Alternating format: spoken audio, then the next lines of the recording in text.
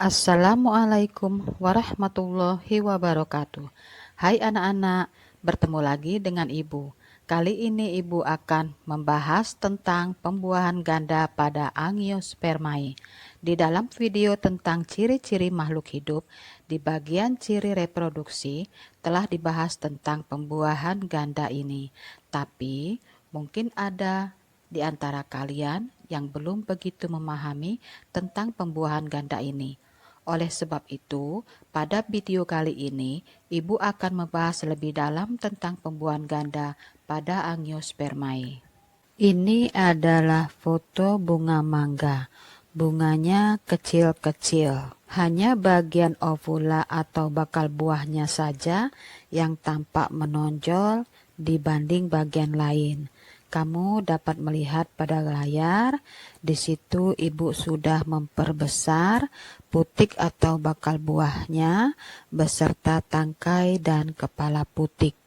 Pada gambar ini, buah mangga sebagian besar mulai layu. Terlihat ada satu buah mangga yang masih kecil sekali. Selanjutnya, pada gambar ini hanya terlihat beberapa buah mangga yang masih kecil. Kemanakah bagian-bagian bunga seperti mahkota, tangkai putik, benang sari, dan lainnya? Semua bagian itu telah layu dan gugur.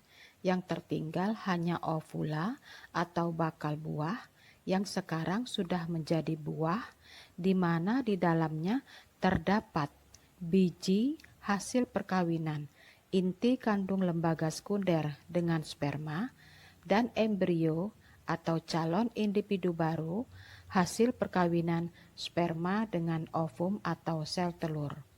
Untuk lebih jelasnya, ayo ikuti penjelasan Ibu tentang pembuahan ganda ini. Agar anak-anak lebih mudah memahami penjelasan tentang pembuahan ganda ini, sebaiknya kalian mengingat kembali tentang bagian-bagian bunga.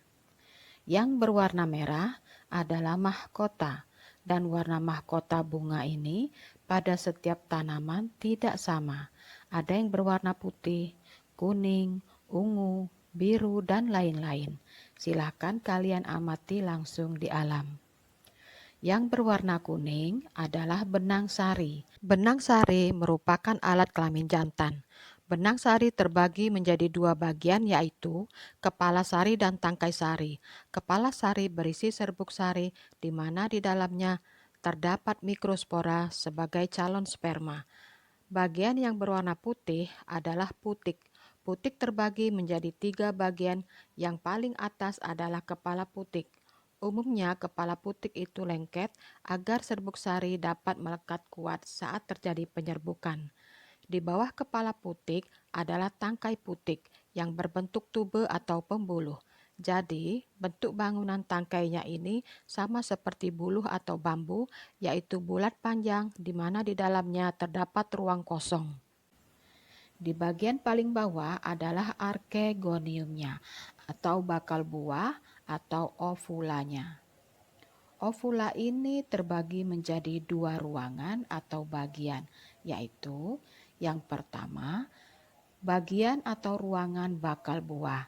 Pada gambar diwarnai dengan warna biru toska. Bagian ini nanti setelah terjadi pembuahan akan diisi dengan makanan dan sering disebut daging buah.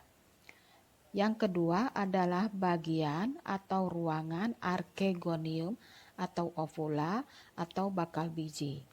Ruangan ini berisi makrospora atau megaspora yang akan berkembang menjadi sel telur dan inti kandung lembaga sekunder. Ruangan ini kelak setelah terjadi pembuahan akan diisi oleh massa sel yang kemudian menjadi biji. Selanjutnya adalah kelopak bunga dan tangkai bunga. Pada gambar, kelopak bunga diwarnai dengan warna hijau. Fungsi kelopak bunga ini adalah untuk melindungi bunga sebelum bunga mekar. Sekarang kita bahas proses pematangan serbuk sari. Pada gambar kepala benang sari di layar, jika dipotong melintang, maka di dalamnya akan kita lihat serbuk sari seperti tepung. Satu butir tepung tersebut itulah yang disebut dengan serbuk sari. Di dalam butir tersebut terdapat satu buah mikrospora yang akan berkembang menjadi sperma. Mikrospora ini akan membelah dua, lalu yang satunya membelah dua lagi menjadi sperma. Jadi dalam hal ini ada dua sperma yang terbentuk, sedangkan yang satunya lagi yang tidak membelah akan berkembang menjadi inti vegetatif yang fungsinya nanti akan menghantarkan sperma menemui ovum dan inti kandung lembaga sekunder. Jika sudah terbentuk dua buah sperma di dalam sebuah pollen grain atau butir serbuk sari, berarti bunga sudah matang dan siap melakukan pembuahan. Proses pematangan sel telur atau ovum. Makrospora akan membelah hingga menjadi dua. Perhatikan gambar 1 dan 2. Lalu masing-masing membelah lagi hingga sekarang menjadi 4. Perhatikan gambar 3. Dari keempat sel hasil pembelahan, yang 3 akan lisis atau hancur atau mati. Satu yang tersisa akan membelah jadi 2. Perhatikan gambar 4. Dua sel ini masing-masing membelah lagi hingga menjadi 4. Perhatikan gambar 5. Kemudian keempat sel ini masing-masing akan membelah lagi menjadi 8.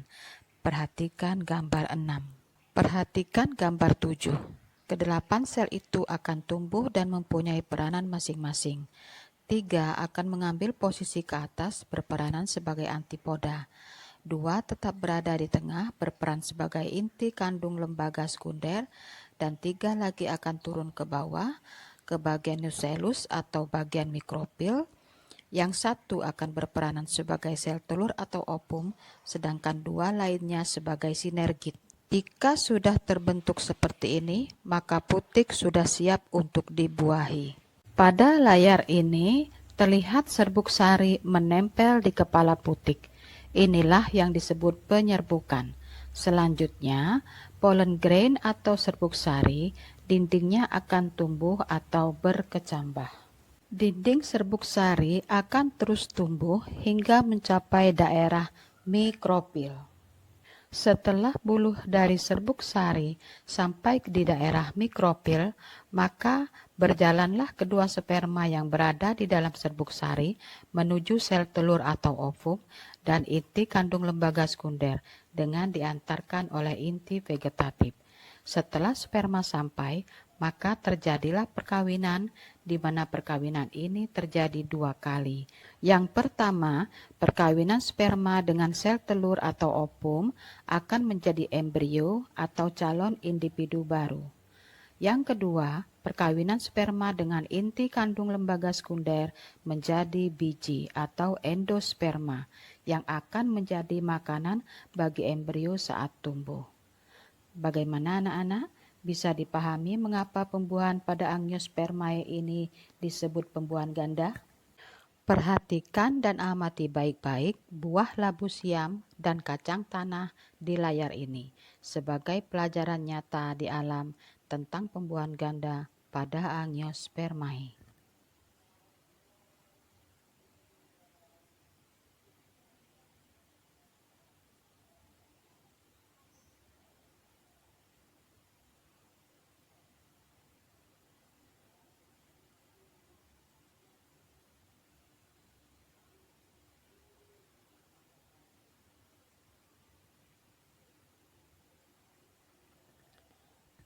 Demikianlah pelajaran kita hari ini. Mudah-mudahan bermanfaat bagi anak-anak. Jangan lupa untuk subscribe dan like video ibu ini. Terima kasih.